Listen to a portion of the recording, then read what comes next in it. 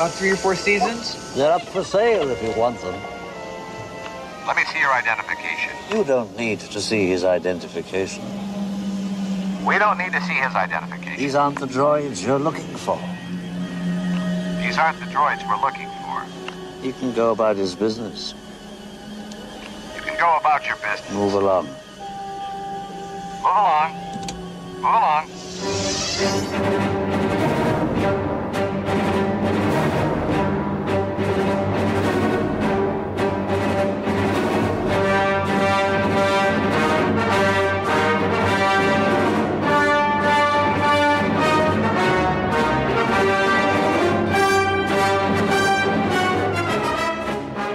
Hi, everybody, and welcome once again to GeekFest Rants. My name is Carlos Perone, and joining me today, I'm going to have Savanna Kiefer from the 501st to give us a little insight into how the group operates and the history behind it and how to become a member and all that fun stuff. We recently met her at one of the conventions we went to. So let's listen to our conversation with Savanna. All right, I'm going to hear with Savanna Kiefer, who is our representative of the 501st, who's going to tell us a little bit about what the 501st is all about. I mean, we know any true Star Wars fan is aware that there is such a thing as a 501st. Anytime these days, when you see somebody in these modern days in full troop outfits, you know, in the armor, or many times they're wearing non-armor, some of them are homemade, very elaborate, some of them creature costumes, robes, you know, Jedi type of stuff. Odds are these people could be associated with the 501st. So, Savanna, why don't you tell me, before we actually go into the costumes, why don't you tell me about how you got involved into Star Wars? Meaning, where does your particular Star Wars fandom comes from? So I became a Star Wars fan when I was really young. I actually can't even remember the first time I saw Star Wars because I was raised in a household that watched the movies constantly. Wow. My mom is a huge fan. She's the reason that myself and my older brother are both huge Star Wars fans. So we had been watching the movies as we grew up, and I have an older brother, so he always had Star Wars toys and lightsabers, and he would dress up, and he was sort of my influence at getting me into all these Star Wars things. So I found out about the 501st along the way through Star Wars Weekends, which is an event that Disney did since 1997, and wow. I've been to every Star Wars weekend since it started in 97, and I always remembered seeing these like Stormtroopers in the parades and all these really cool costumes, and I knew that they were fan-made because the announcer at the parade always mentioned the 501st and what they did, and so I've been aware of the 501st for a really long time, but I was never able to join the 501st until I turned 18, which was a couple years ago. So I've been involved in Star Wars since I was a baby, basically, but my 501st membership didn't get started until a couple years ago. What was the first actual Star Wars film that you saw in a movie theater? It was Revenge of the Sith. I remember seeing that one, actually. I don't remember seeing any other movies before that, but I specifically remember seeing Episode 3, and I remember I was dressed up like a Jedi, and my mom and brother and I were all together for the midnight premiere, and I specifically remember like scenes of that movie at the theater, but I don't remember anything before that. And you said you were dressed up. You actually showed up with your own homemade costumes? Yeah, my mom knows how to sew a little bit, and she always made us costumes growing up. So when I was about 9, I started getting into the whole costume thing, and she made a Jedi costume for me. And then the next year, she made a Princess Leia costume for me because I had long hair at the time, so I did the Leia buns and everything. So I've been kind of into the costuming thing for a while, but it's so funny to look back at those costumes I wore when I was younger because I was like, oh my goodness, the 501st would never allow that because they were just so like homemade looking. It's funny because if I think of the 501st, the first thing I think of off the bat is like Stormtroopers, tons and tons of Stormtroopers. But why don't you tell us a little bit about the different branches that are there? You know, not just the armor worm, but, you know, there's different categories that people can join. Right. So there's the 501st, which is the bad guy costumes, and that's all your Imperials and the bad guy costumes. And then our sister organization is called the Rebel Legion, and that is all good guy costumes like Rebel pilots, Jedi, all kinds of creatures. And that's where a lot of the fabric costumes are from. A lot of the Rebels have costumes that are made from fabric. And within the 501st, we have all sorts of different branches. Like we have the Pathfinders, and that includes Scout Troopers and Shadow Scouts and Kashyyyk Troopers that you see in Episode 3. And then we have, the Stormtroopers. We have Imperial Officers. We have the Krayt Clan, which is Tusken Raiders and Jawas. So 501st consists of a lot of things, and then the Rebel Legion is just basically everything else. You have a lot of hero costumes in the Rebel Legion, like Luke, Leia, Han, and then the 501st consists of costumes like Boba Fett and Darth Vader. A lot of the most popular costumes are obviously the Stormtroopers, but there's all sorts of people cosplaying bounty hunters and different kinds of creatures that you see in the Mos Eisley Cantina. So I would imagine that especially all the cloth-related costumes might be a little more accessible to the fans because they can actually make it themselves. Yeah. Which is relatively easy, or, obviously there is some sewing skills that are needed and design skills. But when you're dealing with armor and you're actually creating your own pieces, vacuum forming and that kind of stuff, most people don't have access to that kind of stuff. So do they have to come, the people that wear armor, does it have to come from a specific professional person that manufactures those? Or can people actually come up with their own stuff? And is it acceptable as, part of a costume? So typically, the way that most of our members who are Stormtroopers and Shadow Scouts and Biker Scouts and all those good armored costumes, they go to other people who sell these kits. So a Stormtrooper costume will come as a kit, and it comes in a box of 1 million different pieces, and you have to glue it together and make it fit your body and sand it and paint it and all that good stuff. And you have to make it, fit with strapping and elastic and everything. I've not heard of anybody who's actually sculpted and vacuum formed their own Stormtrooper, just because a lot of our members go to specific dealers and specific other people who make this armor sort of as a business or as a hobby, and they might be really good at it and very efficient at creating this armor. The 501st pretty much just states that you have to look like you walked off the movie set. So yeah, the stuff I've seen, I couldn't tell the difference. They're just amazing. Right. And there's different levels of accuracy. So for Stormtroopers, there's different levels of accuracy for our Stormtroopers. And I think the highest one is the Centurion.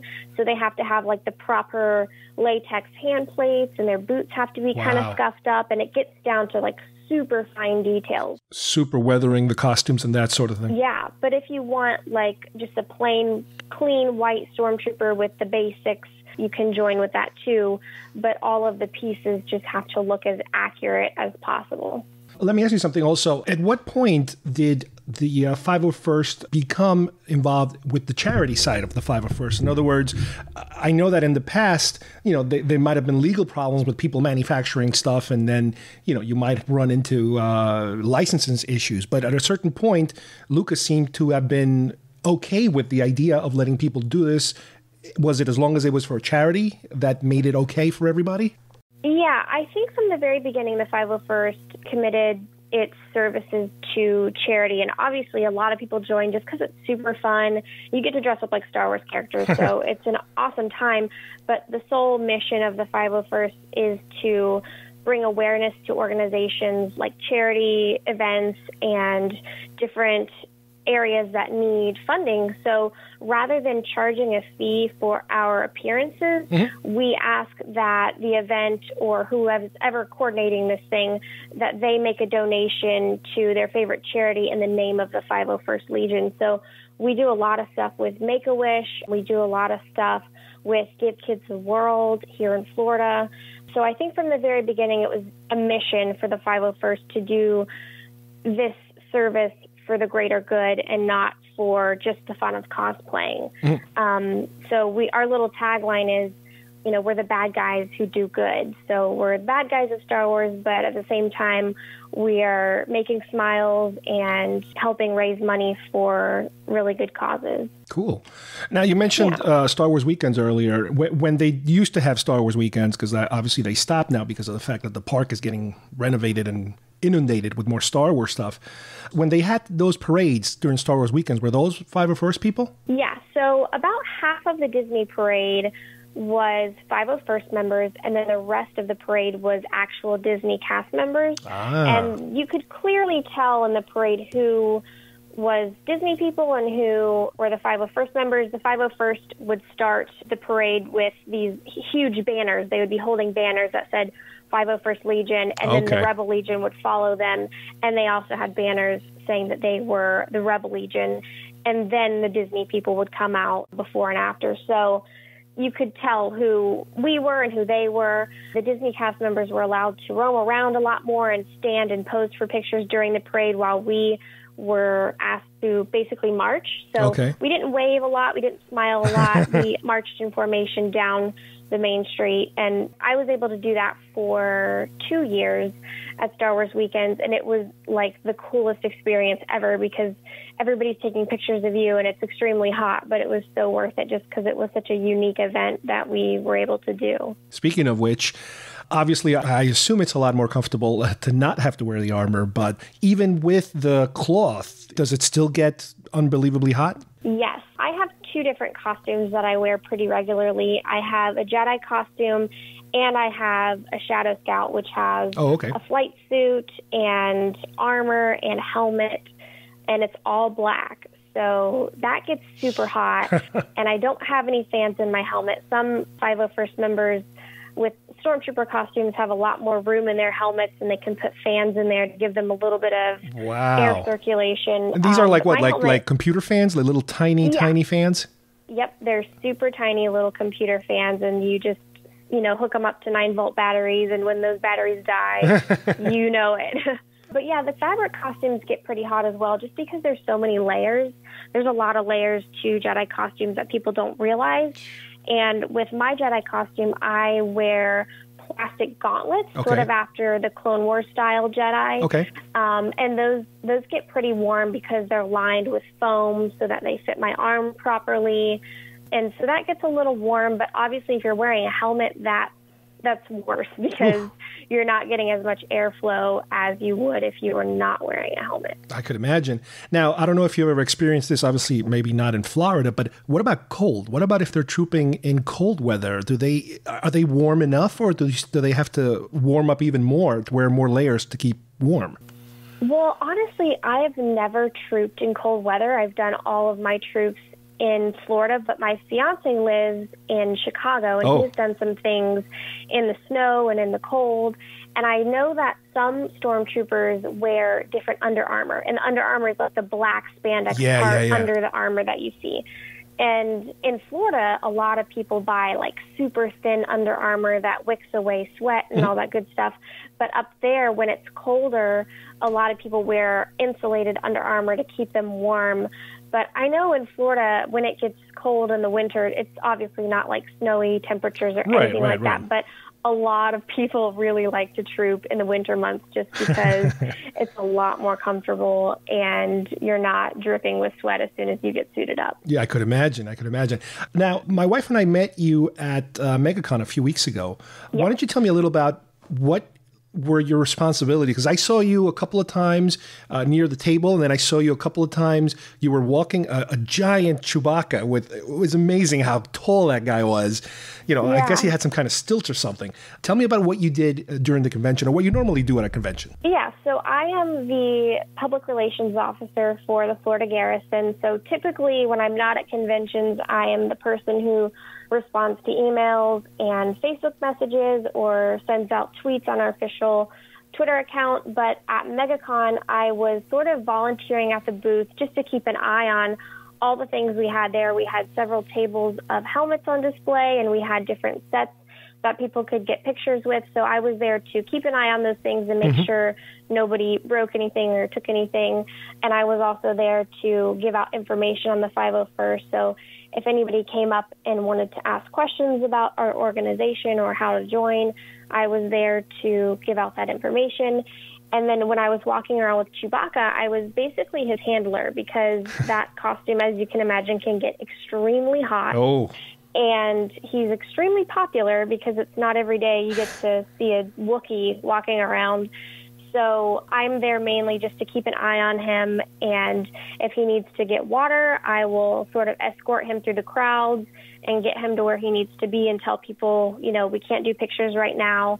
And I'm just there to keep an eye on that and make sure everything goes smoothly. I don't want anybody pushing him or pulling on his costume or anything like that. So I'm there just to keep an eye on him and make sure he's okay and he doesn't need water or anything like that. Now, I know that, I don't know if all the different branches do this, but I know that there's a lot of patch exchanges that happened. Is that something new, or that's been around for a long time, that everybody kind of produces their own, symbols and insignias and that sort of thing? That's been around for a while. Patches and coins are a really big deal in the 501st.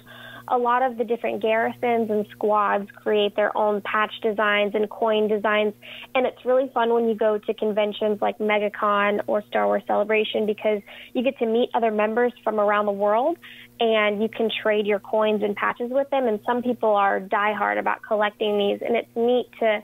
They're basically like souvenirs or little mementos. Every time you meet a new member or do a special event, you might get a patch or a coin, and you can add it to your collection and just display them. Or I have a jacket. I actually had a denim jacket embroidered with my TK number, which is my identification number for my costume. And I have patches all over it, down the sleeves and on the back and on the front, and it's just basically to remember all the things I've done from the time I joined to now, and I'm constantly adding and changing things on it. And so a lot of members do that. A lot of people have vests that they'll put their patches on, and a lot of people custom make their own coins, which is really neat because there's so many different versions out there. And sometimes they make special gold versions of their coin, and there's only 5 of them in the whole set. So if you get a gold one, you're super special. But it's just a fun way to involve all members of the 501st, since this is something we do around the world. And it's also a fun way to collect little souvenirs as you troop in different parts of the world or do different events that are really special to you. Okay, so now let's say you have somebody who's 18 years old, and they've been admiring this stuff forever now, and they're ready to take the first step. Even if they already have, let's say they already have their own costume, they already made their own stuff, how do they approach you guys or any of the other ones to get the ball rolling on joining? So the first thing you're going to want to do is join your local garrison's forums. Okay. So if you live in Florida, you would Google Florida Garrison, and you'd go to their website, and there's a little tab that says forums. Okay. And you'll make an account on there, and the first thing you're going to want to do once your account is active is make a post on, we have a newbie section, and you just want to introduce yourself in there, say who you are, where you're from, and talk about what costume you'd like to make, or mention if you already have a costume. And if you have a costume, it would be a good idea to post pictures in that thread that you've created so that other members can see it and let you know if you need to fix anything or if you're good to go for submission, and they'll let you know how to submit the costume. But if you haven't created your costume, it's really good to give a lot of details on what you'd like to create, and also do some research before you make that post. You don't want to be the one guy who's like, oh, how do I make a Stormtrooper costume? Just the main 501st website has a frequently asked question section, and that would be the place for you to go to look up how do you make these costumes, how do you join the 501st, and all the details like that. Once you've got that research done, then I would suggest making that post in the newbie section and introduce yourself, and then people from the garrison will reach out to you, especially if they're from your area, and they might invite you to an armor party, which is basically a get-together that people have at their house to build costumes. So a lot of people will get together and kind of create an assembly line for costumes. If 3 or 4 people have Stormtrooper costumes to work on, they'll get together and hang out in the garage and work on their costumes together and just help each other with different things that they're encountering. So if you are a new person wanting to join the 501st, you definitely want to check out the forums, because a lot of people will want to help you, and that would be the place to go about contacting them and letting them know that you exist and that you want to join. Now, I assume most states have their own garrisons and stuff like that, so there is a place for everybody to go to, or they can just go to the general website, like you said, and then from there jump off to the local ones.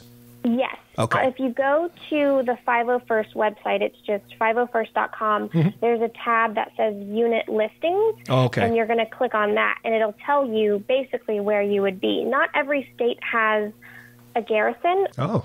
Some states are grouped together. So the Midwest is the Midwest Garrison, but since Florida has so many members, we are the Florida Garrison. And then I think California has 2 separate garrisons just because there's a lot of members out there as well. And I know Texas is grouped in with some states around the area for the Star Garrison. So it's kind of sectioned off by area. Some states are lucky to have their own garrison, but that's not always the case. And some states are divided by squads. So the Florida Garrison has 5 squads within it, and those are just smaller detachments since we have such a high volume of members in Florida. And there's the Parjai Squad, which is in the Panhandle. There is Squad 7, which is basically the Jacksonville area. And there's the Tampa Bay Squad, which is obviously Tampa Bay area. The Makazi Squad, which is Central Florida, Orlando area, and then the Everglades Squad, which is South Florida. So when you post in the newbie section, it would be a good idea to mention where you're from and maybe just what county or what city you're from in Florida, and they'll direct you to what squad you would be in. And those are the people that could help you build your costume because they would be in close proximity to where you are. Wow. And you mentioned there's also international representatives that they also do this too? Yes, we are worldwide. We have members in many different countries. It's constantly changing, so I don't know the exact number, but we have people in Europe and China and Australia and just literally everywhere, every continent, almost every country. Some areas of the world don't have enough members to create an actual garrison. So they have things called outposts, and it might just be a handful of members, but there will still be at least somebody in your area that is in the 501st and can direct you to how to build a costume. Cool. All right, so now the most important questions. Which is your favorite original trilogy movie? Empire Strikes Back. Good answer. I'm a huge fan of Han Solo and Leia, so I love the development of their relationship in Empire, and I love all of the different planets we get to see in Empire. I love Cloud City, and I love Lando, and it's just one of those classic movies that I could never get tired of watching. I could literally put it on repeat for the rest of my life. Oh, yeah. I know the feeling. So happy. Yeah, it's just one of those movies. I love every single part of it. So that one's definitely my favorite. Okay, now what about the prequels? Which is your favorite? You know, this is interesting because I would typically say Revenge of the Sith, but I've been going through a phase lately where I'm changing that because I'm watching the prequels a lot more than I usually do because my fiance and I are planning to have a Naboo-inspired wedding, sort of like Padme's Lake House. I've been watching the movies a little bit more just to get more ideas and color schemes from those movies. So I think that's definitely the most romantic of the three, obviously. Yeah. I'm kind of debating now between Attack of the Clones and Revenge of the Sith, but it would definitely come down to one of those two if I had to pick. Okay. Now, as you are very well aware, we have the Force Awakens now. How did it measure up? I absolutely loved it. And I was skeptical when Disney first bought Lucasfilm. I will say that. But as soon as I saw the first teaser trailer and I saw the images that J.J. Abrams was sharing of the practical costumes and effects on set, I was 100% on board. And I supported it once I saw some evidence of the movie. Yes. And when it came out, I will say, I don't think this is a spoiler anymore. The movie's been out for a while. I screamed. You were heartbroken. Screamed, and I bawled my eyes out. And I didn't stop crying until like the end of the night because I saw the movie in Orlando, and then I went to Disney that night for a special Force Awakens event. Oh, wow. So I was seeing friends and stuff that night. They're like, how are you?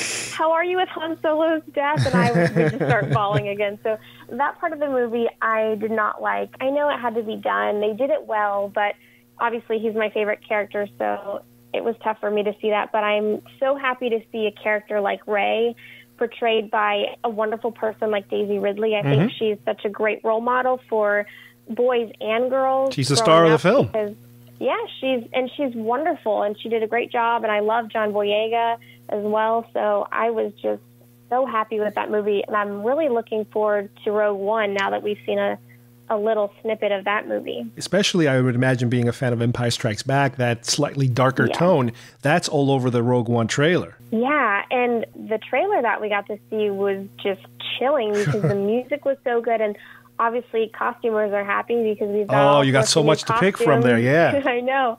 Yeah, people have been going nuts over those different Stormtroopers. I'm sure they're going frame by frame, getting screen grabs of every little costume they can get their hands on. Yeah, and it's encouraging because now that we have more female characters, us women have more characters to choose from when we want to cosplay. And it's unfortunate because all of the women in the new movies have pretty long hair. But I was excited to see Mon Mothma was back because I have pretty short hair. And I'm like, oh, maybe I could get away with a Mon Mothma costume one day. There you go. That'd be pretty fun. Either that or you guys are going to have to start buying more wigs. I know. I need to try that out. I'm a little scared of what that would look like.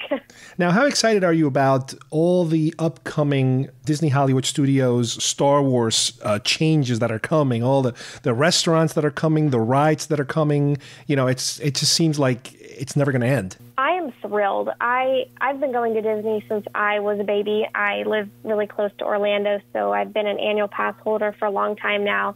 And it's funny because during Star Wars weekends at Disney, I would be at the Hollywood Studios basically for 12 to 15 days, over the span of 2 months. So I'd be there all the time, and it was great and it was fun. But at some point, you get a little tired of the things in that park and the food and the rides. And so when they announced that they were going to be adding on to the park, I was like, oh, yes, new stuff. I'm not going to be bored there anymore. So when they added Launch Bay, that was really cool to see.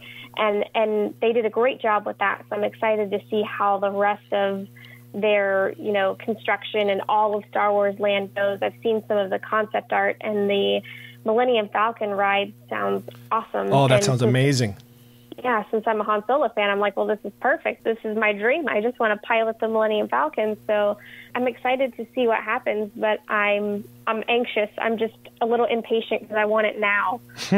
Now, as a cosplayer, how good or how accurate do you think they have the First Order troopers and Captain Phasma coming around, walking around the place, and they're wearing these unbelievable costumes? How accurate do you think they are? I'll say this. I think that Phasma and the First Order Stormtroopers are pretty close. They look good. I think they could step it up a notch with their Chewbacca and Kylo. They've got a good start. Yeah. But I think they could put a little more effort into Chewie and Kylo. But I love seeing Phasma and the Stormtroopers. And they actually had Captain Phasma out doing meet and greets at the Dark Side Marathon event in April. Oh. And, Phasma usually doesn't pose for pictures. She just walks out in her little parade, does the quick show, and then she's gone.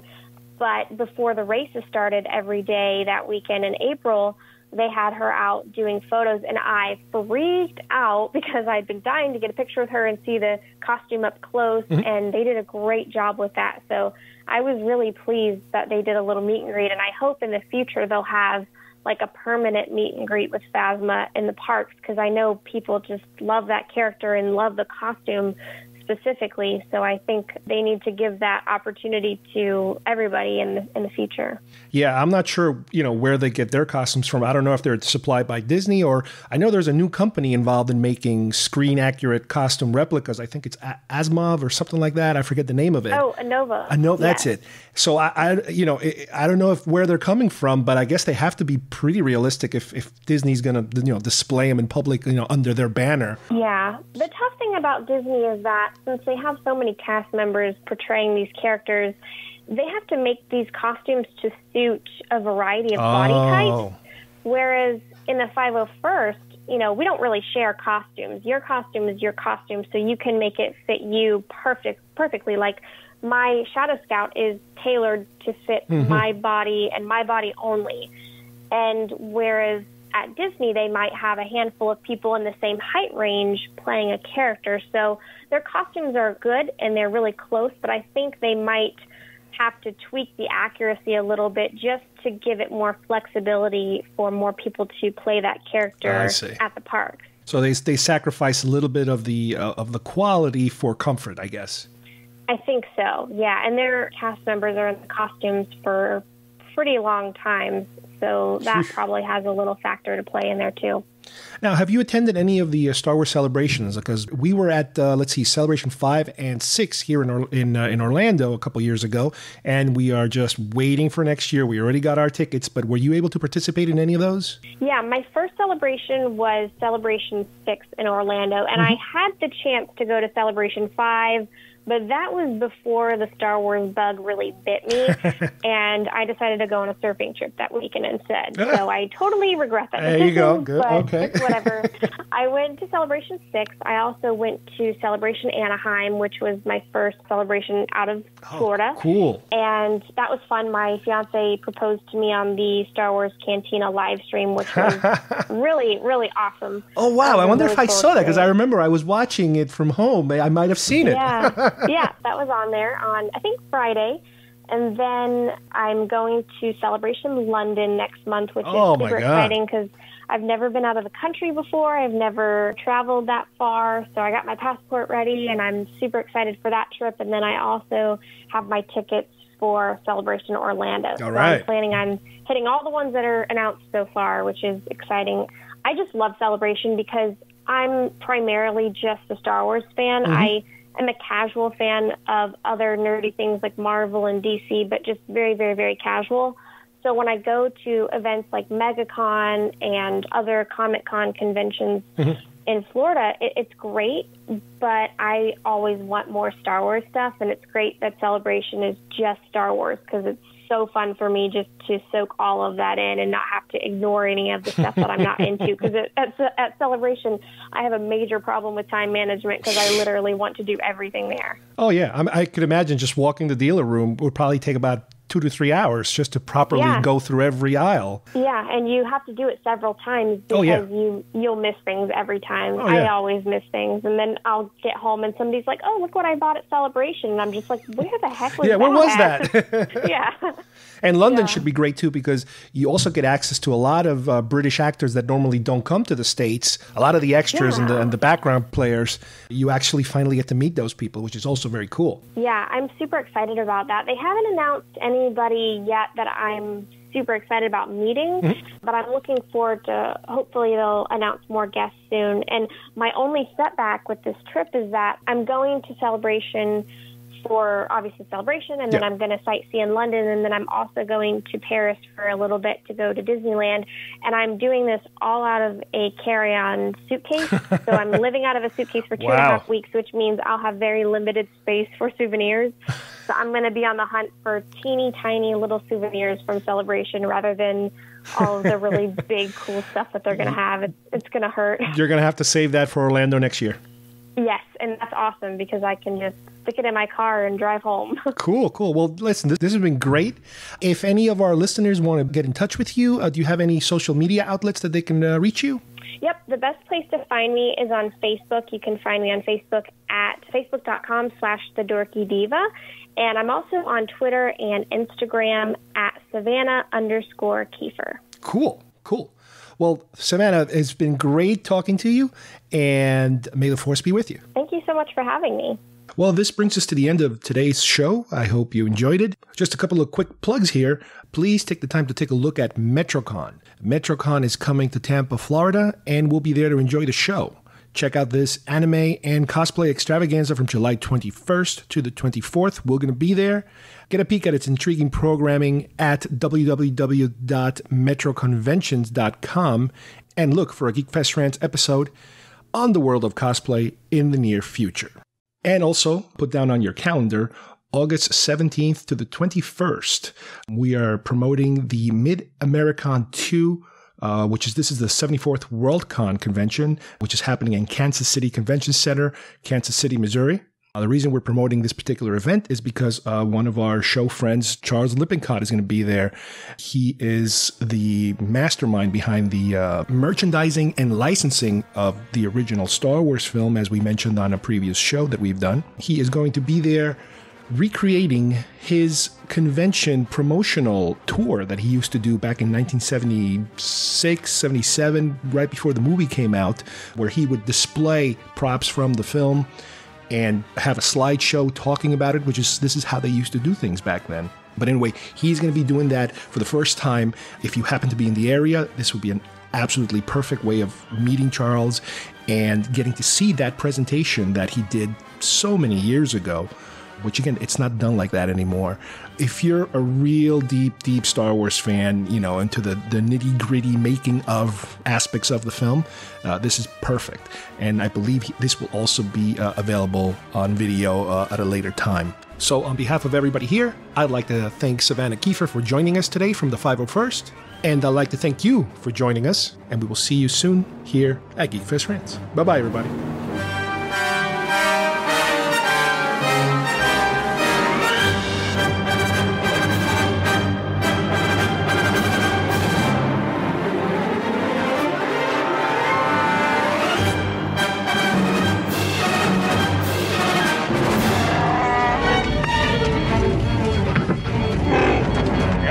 Cell this princess of yours is in. Here it is. 2187. You go and get her. I'll hold him here.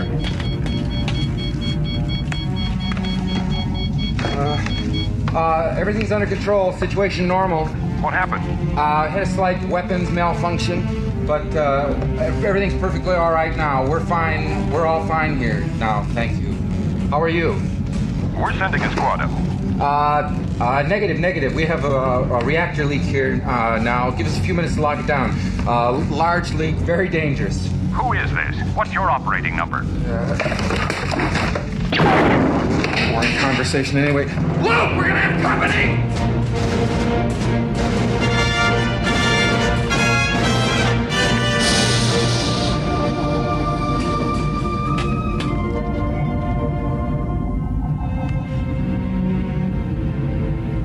Short for a Stormtrooper? Huh? Oh, the uniform. I'm Luke Skywalker. I'm here to rescue you. You're who? I'm here to rescue you. I've got your R2 unit. I'm here with Ben Kenobi. Ben Kenobi? Where is he? Come on.